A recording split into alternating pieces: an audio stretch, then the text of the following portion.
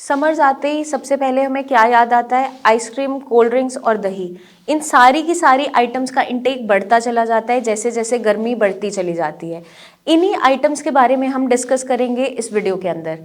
Hello everyone, मैं doctor प्रगति गुप्ता और आज इस वीडियो में हम बात करेंगे कि इन तीनों आइटम्स का इंटेक क्यों अस्थमा के पेशेंट्स को नहीं करना चाहिए। यूजुअली हम सुनते हैं कि ये सब चीज़ें हम समर्स में बहुत आसानी से खा सकते हैं, बट जहाँ अस्थमा की बात आती है इन तीनों चीज़ों को ही हमें बिल्कुल अवॉइड करना होता है ताकि आपके अस्थमा अटैक्स कम होते चले जाएं, एग्रेवेट ना हो। सबसे पहले हम बात करेंगे कि आइसक्रीम और कोल्ड ड्रिंक्स क्यों हम मना करते हैं अस्थमा पेशेंट्स के लिए। जितनी भी ठंडी आइटम्स है, क्योंकि कोल्ड ड्रिंक आप जैसे नाम से वो जस्टिफाई कर रहा है वो यही है कि हम उसको ठंडा ही पी रहे हैं। आइसक्रीम्स और कोल्ड ड्रिंक्स दोनों ही जैसे हमारी कोल्ड आइटम्स हम इंटेक करते हैं, कोल्ड आइटम्स इंटेक करने से क्या होता है, हमारे ब्रीदिंग पैसेज के अंदर इन्फ्लेमेशन बढ़ जाती है, सूजन आनी स्टार्ट होती है और अस्थमा अटैक्स ट्रिगर हो जाते हैं।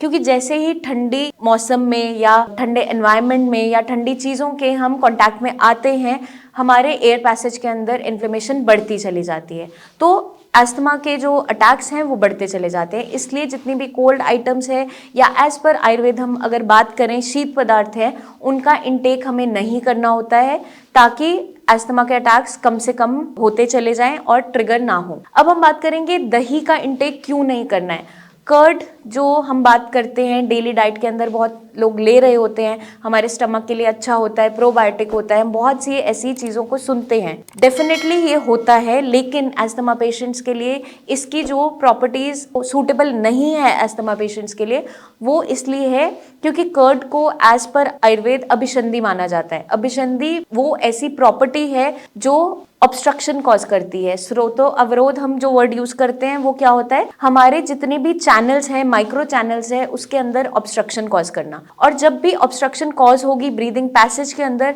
म्यूकस प्रोडक्शन डेफिनेटली इंक्रीज हो जाएगी। उसके कारण से हमारे जो अस्थमा के ट्रिगर्स हैं वो ऑटोमेटिकली बढ़ जाएंगे। कफ प्रोडक्शन बहुत ज़्यादा बढ़ जाती है, खांसी होना, बलगम आना, ये सारे के सारे सिम्टम्स बढ़ते चले जाते हैं।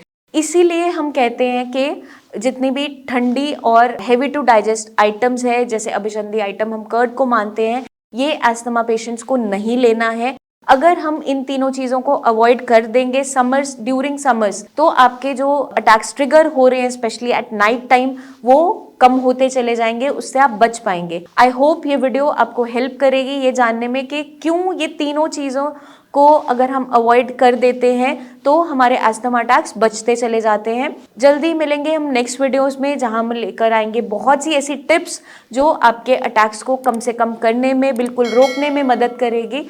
तब तक के लिए eat healthy, stay healthy and take care.